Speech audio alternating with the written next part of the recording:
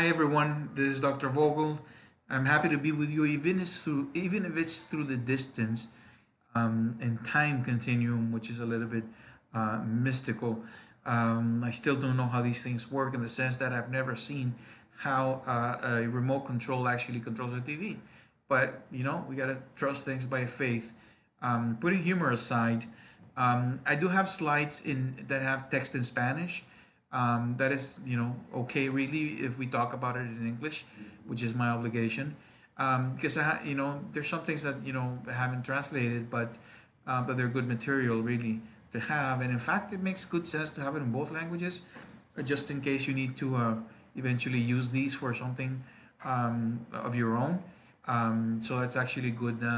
Um, just good material to have because I would not, apart from the recordings themselves, I will give you the PowerPoint presentations that you can later use for your presentations as long as you give me credit for it. Okay. Following the thing about organizations, um, organizational behavior. Um, there is a phenomenon that you're probably aware of because of the movies about secret societies. We have like it's been common and popular to hear about the Illuminati, like the Masons, like a secret society that rules the world, and they have a conspiracy to do whatever they want and to control the world. It's not as crazy as it seems.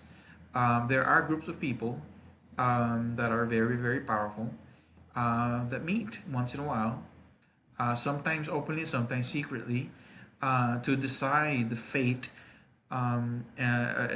economic, political, cultural fate of the world. I mean, the most powerful people do sit down. Why do they do it? Well, they don't trust the regular organizations. For example, the United Nations is supposed to represent country. Remember, the United Nations was formed in the Second World War to try to prevent war, to try to promote peace, and to have a common understanding of what's wrong and what's right. Which, as I told you, it's very, very difficult. So what happens with these secret societies is that they don't trust the establishment in the sense they think it's more efficient that they meet, real powerful people meet and decide on a table, a round table, what's going to happen with the world. And it's not so crazy as it sounds. This really happens. Now, I'm not saying there's one one most powerful organization that people meet with hoods over their heads. But there are instances in which powerful people meet together to arrange certain things in politics and economics.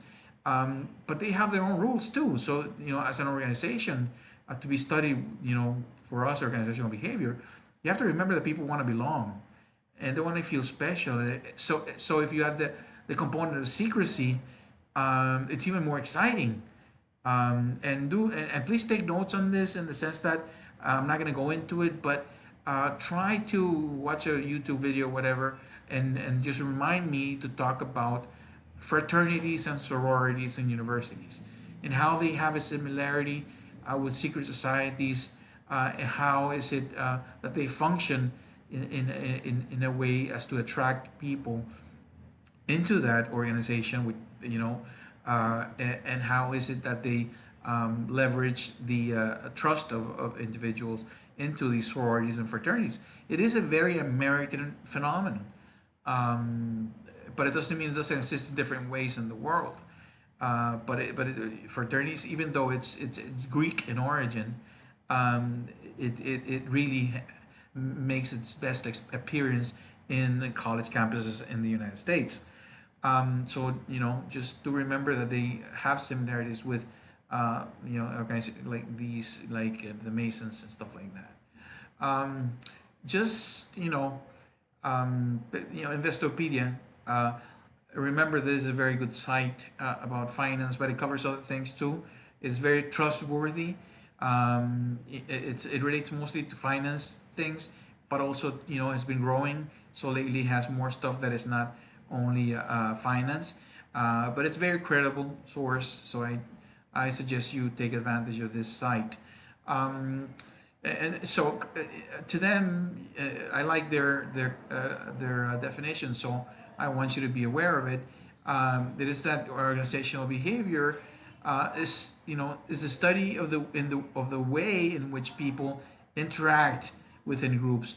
And this is good to mention because we are a little bit different when we're in a group than we are by ourselves. And one of the reasons is that whether we know it or not, we're selling our image when we're with other people. I know it sounds commercial, but we are really doing that, and I'll tell you how we do that. And if how do you project to other people? Um, so this field of study, the one we're doing right now, um, it is the most materialistic way of looking at it, in the sense that just so you know that I'm not crazy about this. I mean, this is a good definition, but it has some flaws in my opinion, and this understand that it's just my opinion. But basically, these organizations are corporate business organizations, um, uh, as a result of understanding the behavior within organizations. It's supposed to make it more efficient. Okay. Now, the only problem I see with this, it's philosophical, really, in the sense that the definition is accurate, but what I see is just that the ends justify the means, in the sense that, okay, since I want to make more money, because more efficient, really means making more money, um, or wasting or less resources. So is that all I want from an organization? Is that what makes me, I don't think so. That's not enough. The theories of organizational behavior are used with the objective of making resources, human resources, or using them to maximize the return or the productivity of individual members of the group.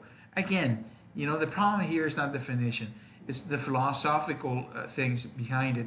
Looking at human beings as mere resources is not my ideal of organizational behavior. Okay, I do have these things in English, but it's okay if they're in Spanish, in the sense that, like I told you before. So I will post. I will have all these in English. I promise that the same you're gonna find the same ones in English in your Blackboard accounts, by the same author. Okay, but this is important in the sense that within an organization, managerial, the word gerencial here, and it's managerial um, roles is important. Remember that I told you. I don't know if you remember, but I told you that there's research that says that a group of people can function very well without having a different or organized society and structures and hierarchies, up to the point of 120 people. Uh, the research basically says that after 120 people, you need structure, you need law, you need, in order to survive, to increase the probability of survival. And now, if the number is if the number is at 120 or 90 or 140, it's really not the issue. The issue is that we have a better chance of survival if we're organized. Okay, and there's a point in which we have to organize, and not we're going to be killing each other. So scientists think that's 120, but that could vary. But the point is, I mean, what I'm trying to make is that we are supposed to be organized. And people naturally, let's say we all end up in an island, 120 of us, naturally, some people are going to take roles. And we have a way, which is kind of weird, to know who is best for what. For example, some people are good leaders, but others are good followers. And without having elections of any kind, or you will see natural roles being adopted by people, even if they don't know they're doing it. For example, some people may be like the counselor, and people with problems and emotional issues would go to this person, and some people are the leaders, and we tend to follow them because they're doing a good job. Yes, you can have like a problem with leadership in the sense that people will compete for that position because it's the position that enjoys luxury and benefits and perks. So yeah, there's a price because being a leader is not simple. Being a leader is not all rosy or peachy. Being a leader has sacrifice, so it has a price to pay. So it's people only think about the leader, the good things about being a leader, which is getting all the benefits, but they don't think of the stuff that people have to sacrifice. So whether we do it consciously or not, these roles that you see in front of you are typical of an organization.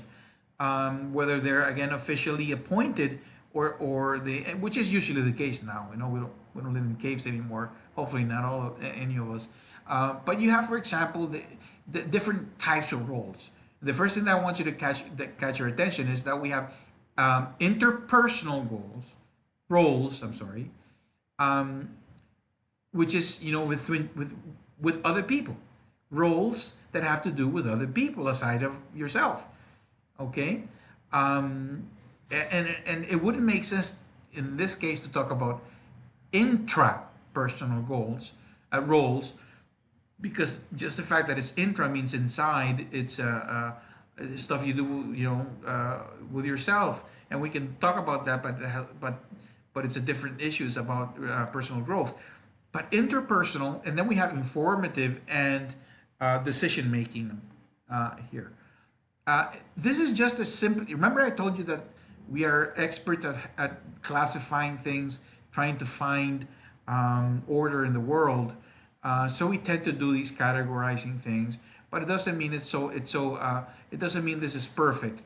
Um, but let's just assume it is. Let's assume this does tell us a little bit of organization, and you need to take notes on this, please.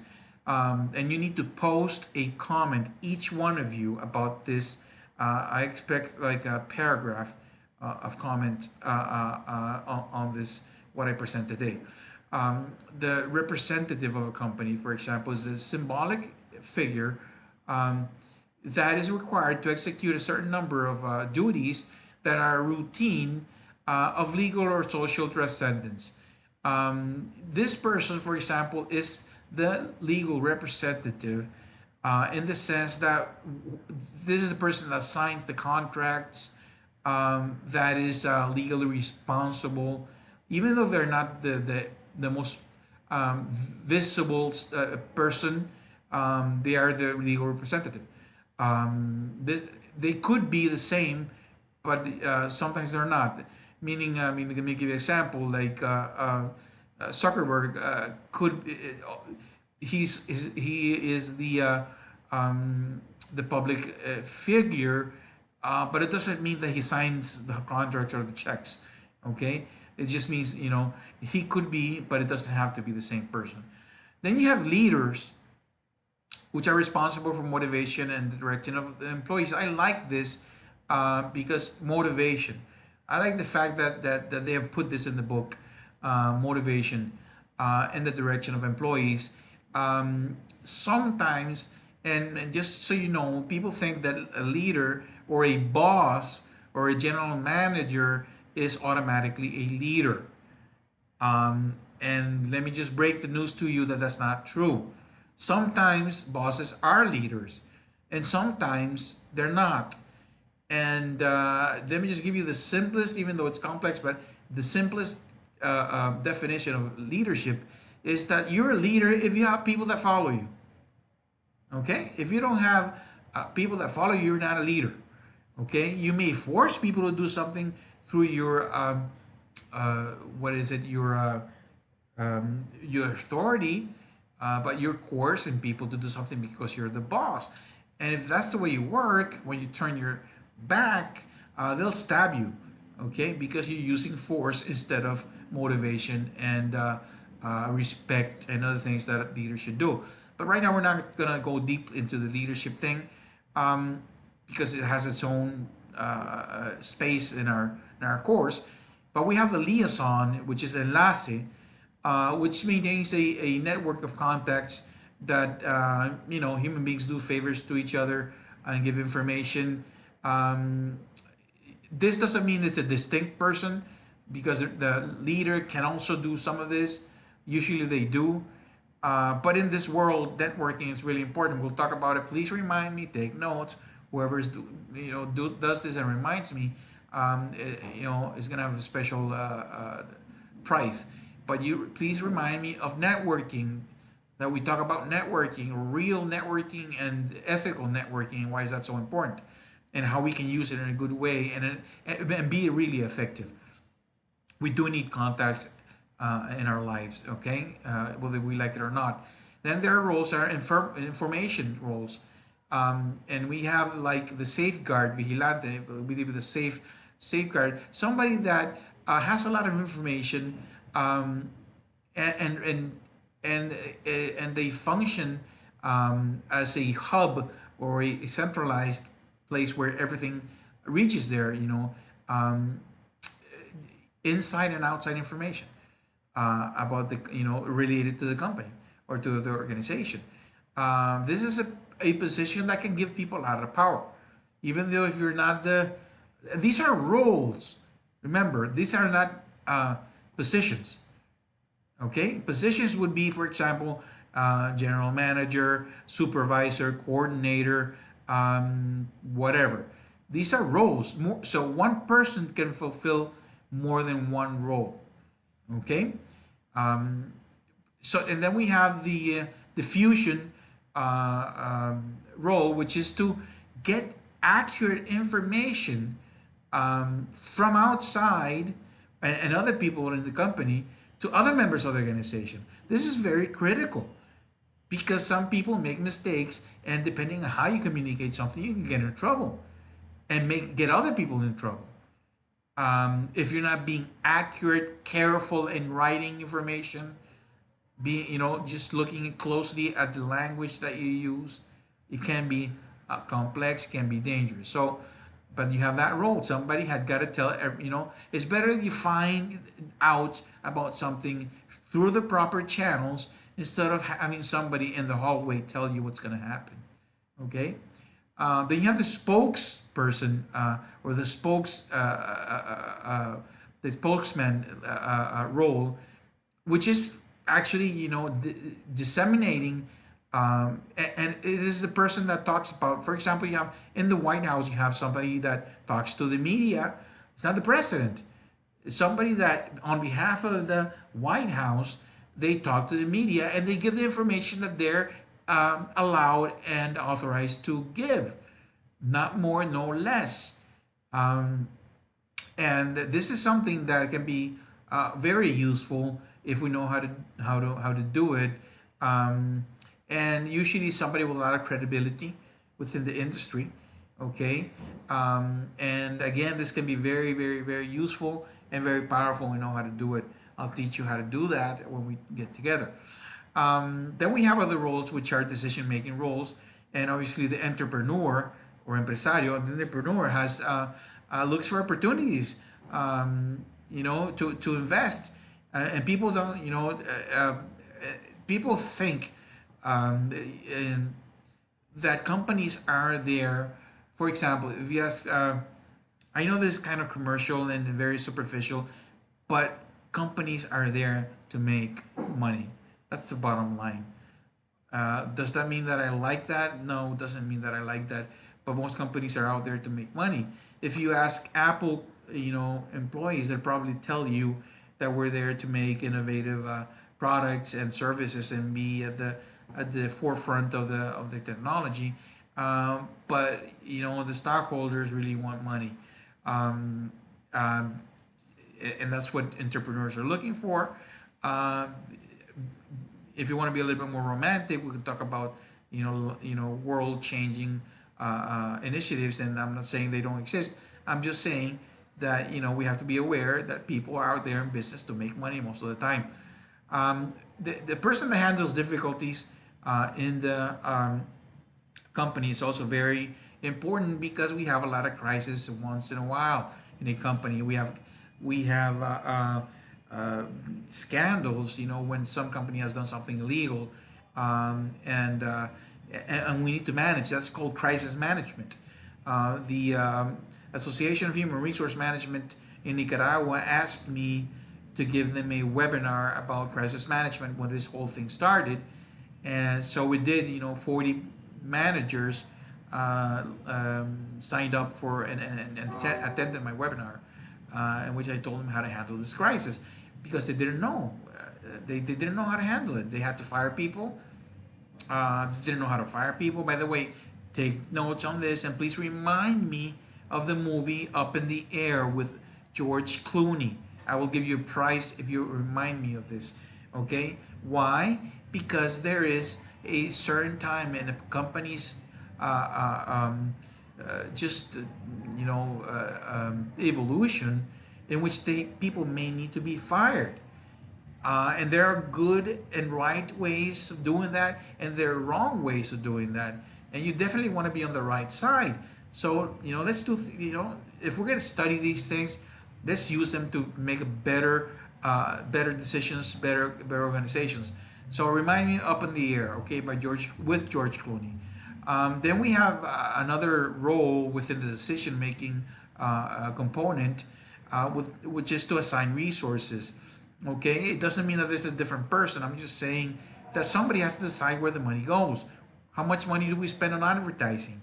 How much money on building renovations? How much money on hiring new talent? What is more profitable? What's going to bring me more money? What's going to create more value? The fact that I hire an expert in this area, or the fact that I have a new lounge. And you have to analyze what works better for the institution. And sometimes it's not as easy as it sounds, and you have to make decisions. You have $1 million. Okay, how do we spend it? How do we invest it, not spend it? Okay, and then that has to be, somebody has to make that decision. Even if it's just not one person, but like a group of people, like a committee, they have to make that decision. Okay, and then we have also the negotiator role, very important, and a lot of people can exercise this if they want. You can learn. There's a famous book called Don't Split the Difference, and I'll talk about it, and also you get a prize if you mention it. Don't Split the Difference, and it's about FBI and CIA negotiators that they negotiate with kidnappers. And of course, they have, the people that do this have a lot of experience in negotiation. And yes, we need to learn how to negotiate. Okay, guys, this is definitely important for this course. It's organizational behavior, and we need to know how that works. We're negotiating all the time, also whether we know it or not. Okay, so let me try to go to the next one. I'm not gonna go. You have it. You're gonna have it in your when I post the PowerPoint itself. But I want you to go and see that you have the ones. And I'm not going to go into this because I want to stop here and just make you think the following. Okay, is this topic of influence and persuasion important in organizational behavior? I want you to really think about this and look it up. And again, you need to bring this up when we meet. Okay, influence. I mean, Robert Cialdini is one of the gurus of influence and psychology of persuasion, and you want to bet that if you're studying organizational behavior, we need to understand how to influence people and even manipulate. Even manipulate. I know it sounds like a bad word, but manipulation is usually considered a bad thing. But if you think about it, if you want to, convince, if you want to influence, if you want to persuade someone to do something that is good for them, then that kind of manipulation can be good. The reason we think of manipulation as bad is because usually it's in the sense that we manipulate somebody for our own benefit. And yes, that is wrong. Unless we have a win-win situation in which, which is everyone's happy. But you need to know how people are, how you can influence other people, and there are particular techniques to be used. And I will teach you all these techniques. You need to know that when you become right now. Like the next thing we do is teach you how to influence people. Okay, because if you're in an organization in a managerial position, you're gonna need how to do this. You're gonna need to know because that's very important.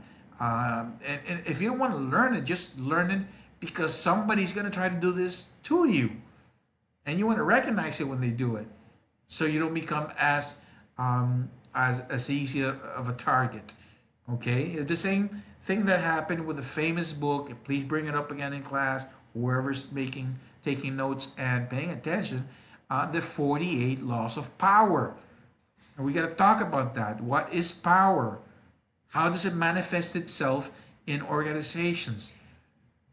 Power in all types of organizations, government, companies, NGOs, army, church. Power is something very um, uh, attractive to a lot of people. I don't know why, but well, I do know why, but I just don't share it. Don't share those beliefs. So please think about power. Think about influence. Remember, in touching the subject, talking to me about the 48 laws of power. 48 laws of power. And just talk about the author and stuff like that. He also wrote the book Seduction. And don't be misled by the title. Does it mean sexual seduction? It can include it, but 99% of it is not sexual seduction. People seduce other people all the time, and seducing somebody is kind of influencing them. If we really think about the formal definition, but most people think seduction is about sex, and it's it could be, but it's mostly not about that. So let's leave it at that. And on Friday, you're probably going to have a link or a test that you need to complete for the lecture that I just gave right now. But I need you to post a comment about this presentation, okay? And be ready for a test and be ready to answer and mention questions, mention things that I asked you to mention. Okay, thank you very much. It's nice seeing you again, even though it's through this media, but this is better, much better than before when we couldn't do this. So thank you very much, and I'll see you in well, actually, in a bit tomorrow. Okay.